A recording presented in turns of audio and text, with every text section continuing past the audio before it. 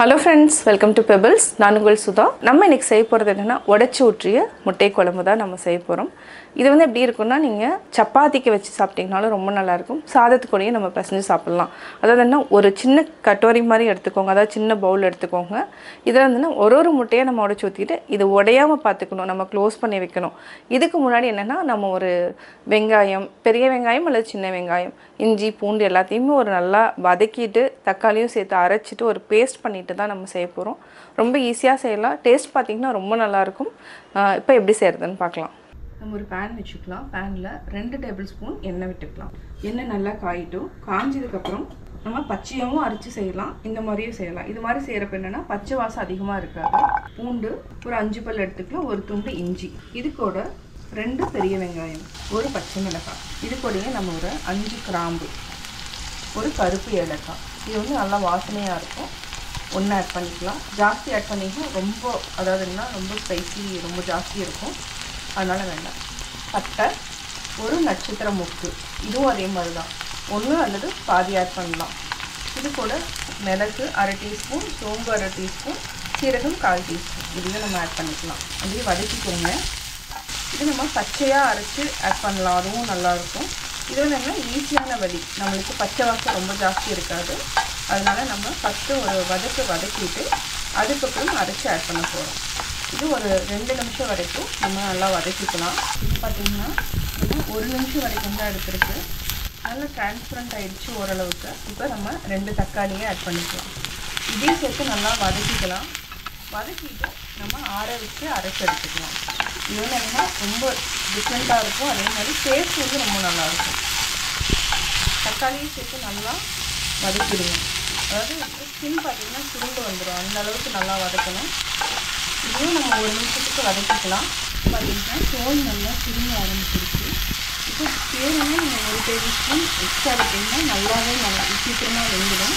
நான் வந்து எண்ணெய் ஆட் பண்ணாமல் அப்படியே வந்து வதக்கிட்டுருக்கிறேன். இப்போ நம்ம ஆஃப் பண்ணிவிட்டு ஆற வச்சு அரைச்சி எடுத்துக்கலாம். இப்போ நம்ம மிக்ஸி ஜாருக்கு மாற்றிக்கலாம். ஆறிடுச்சு. இதை வந்து அரைச்சி எடுத்துகிட்டு வந்துடுறோம். நம்ம ஒரு 3 டேபிள் ஸ்பூன் அளவுக்கு எண்ணெய் விட்டுக்கலாம். பட்டை ஆல்ரெடி நம்ம போட்டுட்டோம். ஒரு பிரிஞ்சி இலை, சோம்பு தாளிக்கிறதுக்கு அளவாக கொஞ்சமாக சேர்த்துக்கலாம். இன்னொரு டேபிள் ஸ்பூன் எண்ணெய் விட்டுக்கலாம். நம்ம அரைச்சி வச்சுருக்கிற பேஸ்ட்டை ஆட் பண்ணிக்கணும். கொஞ்சம் எண்ணெயில் வதங்கினதுக்கப்புறம் நம்ம கொஞ்சமாக தண்ணி விட்டுக்கலாம். இப்போ சிம்மில் வச்சுக்கோங்க, பச்சை வாசனை போயிடும். இது 1 நிமிஷம் வரைக்கும் நல்லா அப்படியே ஃப்ரை ஆகட்டும். இப்போ நம்ம தண்ணியை ஆட் பண்ணிக்கலாம். இப்போ தேவையான மசாலாவையும் ஆட் பண்ணிவிட்டு மூடி வச்சிடலாம். இப்போ என்னென்ன மசாலா ஆட் பண்ணுறங்கிறதையும் நீங்கள் பார்த்து தெரிஞ்சுக்கலாம். 1 டீஸ்பூன் அளவுக்கு நம்ம வரமிளகாய் தூள் ஆட் பண்ணிக்கலாம். இது வந்து கறி மசாலா ஒரு 3/4 டீஸ்பூன் ஆட் பண்ணிக்கலாம். மல்லித்தூள் அது வரைக்கும் நல்லா மிக்ஸ் பண்ணி விடலாம். காஷ்மீரி மிளகாய்த்தூள் ஆட் பண்ணிங்கன்னா நல்லா கலர் வரும். இது கொஞ்சம் நேரம் நல்லா கொதிக்கட்டும். கொஞ்சமாக தண்ணி விட்டு மூடி வச்சுக்கோங்க. ஆயில் நல்லா பிரிஞ்சு மேலே வரும், அது வரைக்கும் நம்ம மூடி வச்சுக்கலாம். நம்ம என்னென்னா 5 முட்டை எடுத்துக்கிறோம். 5 முட்டையும் வந்து இந்த மாதிரி உடச்சி தனியாக எடுத்து வச்சுக்கலாம். நல்லா கொதி வந்து நல்லா ஆயில் பிரிஞ்சு வர டைமில் நம்ம ஆட் பண்ணிக்கலாம். இப்போ நம்ம மூடி வச்சுக்கலாம். இப்போ நம்ம உப்பு சேர்த்துக்கலாம்.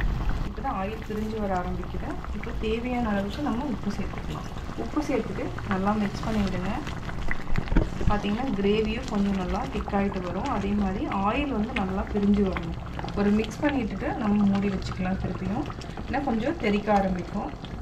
ஒரு 2 நிமிஷத்துக்கு அப்புறம் நம்ம உடச்சி முட்டையை வந்து ஆட் பண்ணிக்கலாம். பார்த்திங்கன்னா ஆயில் கொஞ்சம் கொஞ்சமாக இப்போ பிரிஞ்சு வர ஆரம்பிக்குது. இந்த ஸ்டேஜில் நம்ம கஸ்தூரி மேத்தி அப்படியே லைட்டாக க்ரஷ் பண்ணி அப்படியே ஆட் பண்ணி வச்சுக்கோங்க. இது வந்து என்னென்னா ஒரு நல்ல ஃப்ளேவர் கொடுக்கும், செம்ம டேஸ்ட்டாகவும் இருக்கும். இது வந்து சாதத்து கூட சாப்பிட்லாம், சப்பாத்தி கூட சாப்பிட்லாம். இப்போ நம்ம மிக்ஸ் பண்ணிவிட்டு ஒரே ஜஸ்ட் இப்படி பண்ணிவிட்டு இப்போ நீங்கள் முட்டையை உடச்சி ஒரு பவுலில் ஊற்றுட்டிங்கன்னா அப்படியே நிற்கும். இல்லைன்னா என்னென்னா மிக்ஸ் ஆகிடும். இப்போ நம்ம அப்படியே ஆட் பண்ணிக்கலாம். இது 2வது முட்டை, இது 3வது, 4, 5. நம்ம 5 முட்டை ஆட் பண்ணியிருக்கோம். இதை அப்படியே மூடி வச்சுருங்க. இது வந்து அப்படியே விட்டுட்டிங்கன்னா அப்படியே அழகாக வெந்துடும்.